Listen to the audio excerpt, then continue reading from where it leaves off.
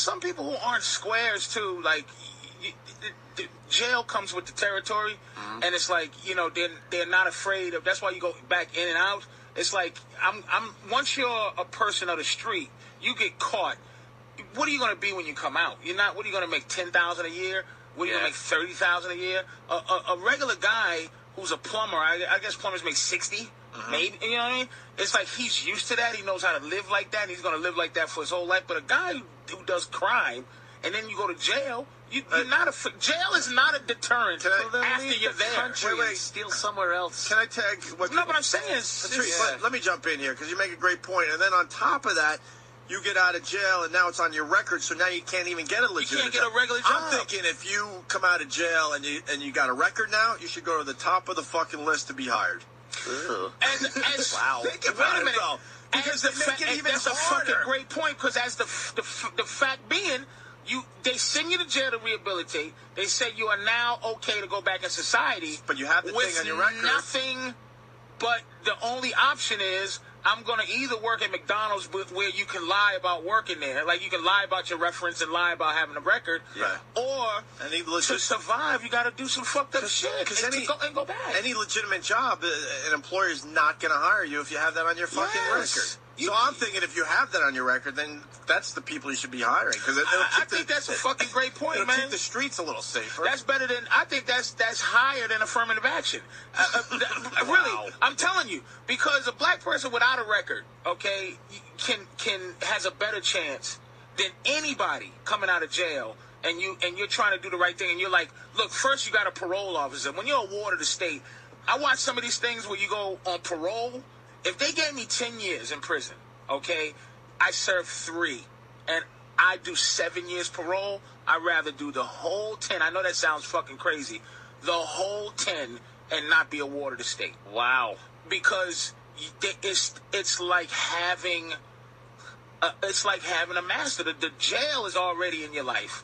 Now they constantly are on you about going back, and you got to report to this guy who can say, you know what, I'm going to fuck you on your piss test. I'm going to fuck you because you were late reporting to me. I'm going to put you back in jail for another year. Then you get out and you still got the whole 6 over your head. You can't leave the state. You can't do anything. You can't get a job. When you get out of jail, and if they say that you are fucking good enough to leave jail, they should make people fucking hire you.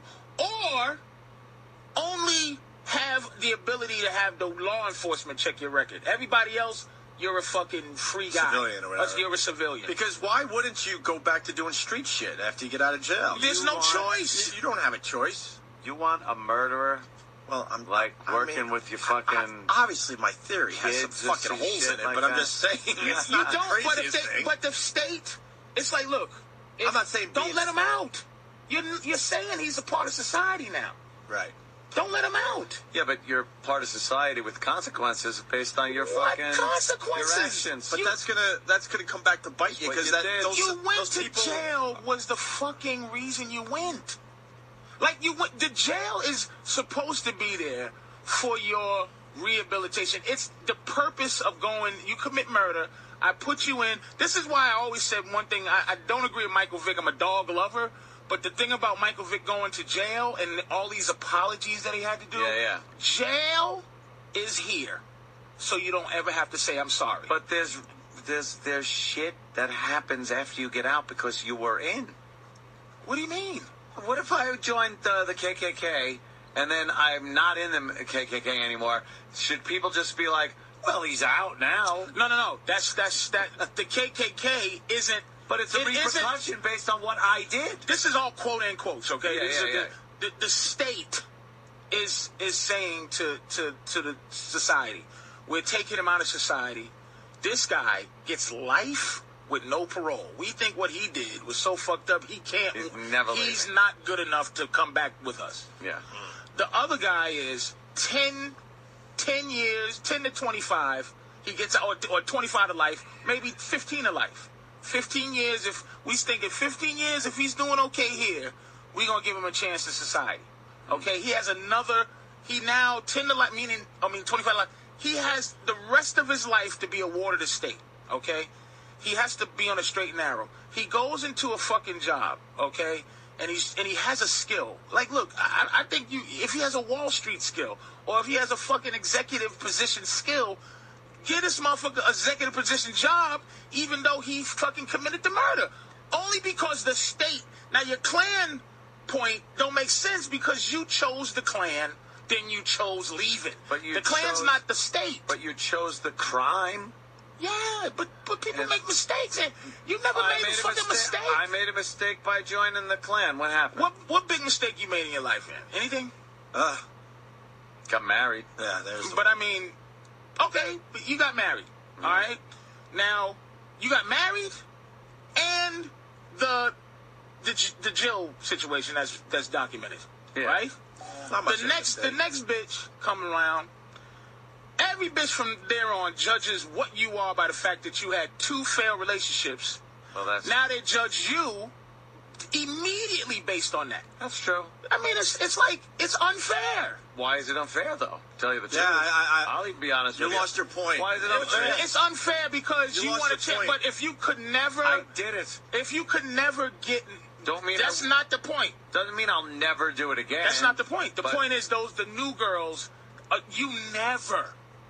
And this is hypothetical to the hypotheticalness. You can't get another girl based on what you did with those other 2 relationships. Well, like the convict, you would have to rebuild your trust. And if you got to go out and work a shitty job and then work shitty job is fine, by the way. A shitty job is fine. Yeah. It's hard to get a shitty job. And if you're a felon, you can't get a shitty... Where do you go? Yeah, you can rebuild your trust. Good point. But that's what I'm saying. But right now, you don't. You can get pussy tomorrow. You can fix cars over there at Lundegaard's fucking... You can, but go over to Lundegaard's and go, hey. Fucking Shep Proudfoot. We can continue this after the break. That's fucking... Nope. Yo, don't know him, won't vouch for him. That's a great... the fucking Fargo. Why do I know Fargo analogies? Fargo.